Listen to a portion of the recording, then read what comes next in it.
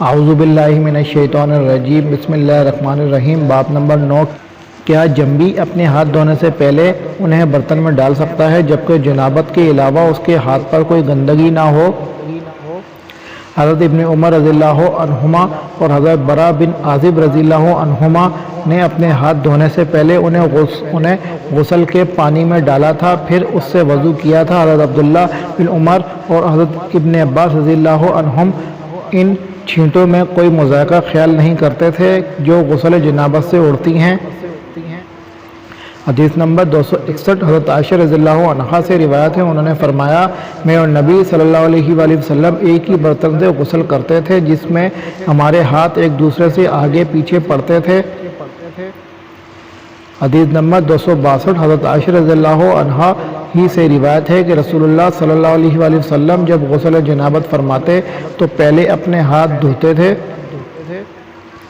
حدیث نمبر 263، حضرت عائشہ رضی اللہ عنہا ہی سے روایت ہے، وہ فرماتی ہیں میں اور نبی صلی اللہ علیہ وآلہ وسلم ایک ہی برتن میں غسل جنابت کرتے تھے۔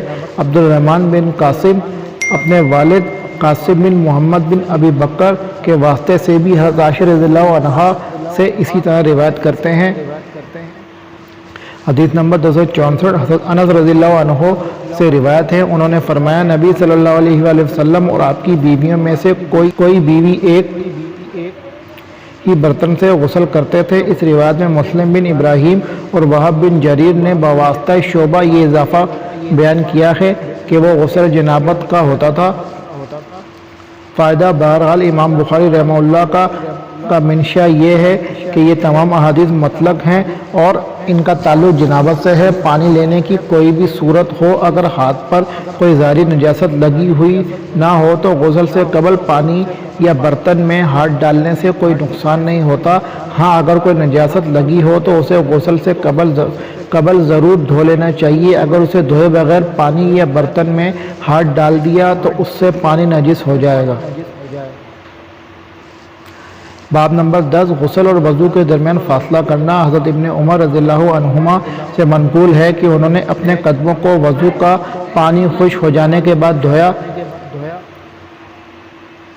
حدیث نمبر 265، حضرت ابن عباس رضی اللہ عنہما کہتے ہیں کہ حضرت میمونہ رضی اللہ عنہا سے روایت ہے، انہوں نے فرمایا میں نے رسول اللہ صلی اللہ علیہ وآلہ وسلم کے لیے غسل کا پانی رکھا تو آپ نے اپنے دونوں ہاتھوں پر پانی ڈالا اور انہیں 2 یا 3 مرتبہ دھویا، پھر آپ نے اپنے دائیں ہاتھ سے بائیں ہاتھ پر پانی ڈالا اور اپنی شرمگاہ کو دھویا۔ بعد ازاں آپ نے اپنا ہاتھ زمین پر رگڑا،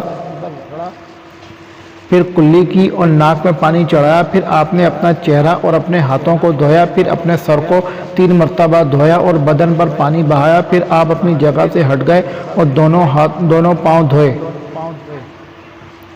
باب نمبر 11، جس شخص نے غسل کے وقت اپنے دائیں ہاتھ سے بائیں ہاتھ پر پانی ڈالا۔ حدیث نمبر 266، حضرت میمونہ بنت حارث رضی اللہ عنہا سے روایت ہے، انہوں نے کہا میں نے رسول اللہ صلی اللہ علیہ وآلہ وسلم کے لیے غسل کا پانی رکھا اور پردہ کر دیا۔ آپ نے اپنے دائیں ہاتھ سے بائیں ہاتھ پر پانی ڈالا، پھر اسے 1 یا 2 مرتبہ دھویا۔ حضرت سلیمان اعمش کہتے ہیں مجھے یاد نہیں سالم نے تیسری مرتبہ کا ذکر کیا یا نہیں۔ پھر آپ نے اپنے دائیں ہاتھ سے بائیں ہاتھ پر پانی ڈالا اور اپنی شرمگاہ کو دھویا، پھر زمین یا دیوار سے اپنا ہاتھ رگڑا، پھر آپ نے کلی کی اور ناک میں پانی چڑھایا اور اپنے چہرہ مبارک اور ہاتھوں کو دھویا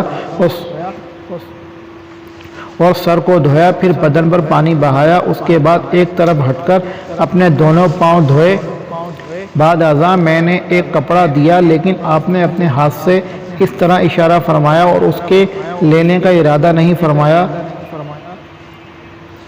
باب نمبر 12، ایک دفعہ جمع کے بعد دوبارہ ہم بستر ہونا اور ایک ہی غسل سے تمام بیویوں کے پاس جانا۔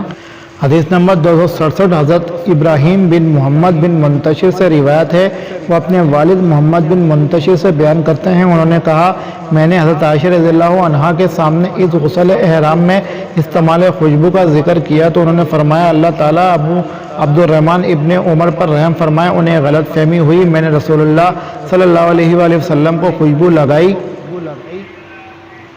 پھر آپ اپنی تمام ازواج مطہرات کے پاس گئے اور صبح کو احرام اس حالت میں باندھا کہ خوشبو سے آپ کا جسم مہک رہا تھا۔ فائدہ امام بخاری رحمہ اللہ کا مقصد یہ ہے کہ جمع کے بعد دوسرے جمع کی نوبت آئے تو اس کا کیا حکم ہے۔ یہ جمع خواہ اس کی بیوی سے ہو جس سے پہلی بار کیا گیا تھا یا دوسری کسی بیوی سے۔ عنوان کا دوسرا جز یہ ہے کہ چند بیویاں ہیں، ان سب سے ہم بستر ہونے کے بعد آخر میں ایک ہی غسل کرے تو اس کا کیا حکم ہے۔ یہ دونوں جائز ہیں۔ دوسرے مسئلے کے ثبوت سے پہلا مسئلہ خود بخود ثابت ہو جائے گا، کیونکہ جب متعدد بیویوں سے فراغت کے بعد ایک ہی غسل درست ہوا تو دوبارہ جمع خود بخود ثابت ہو گیا۔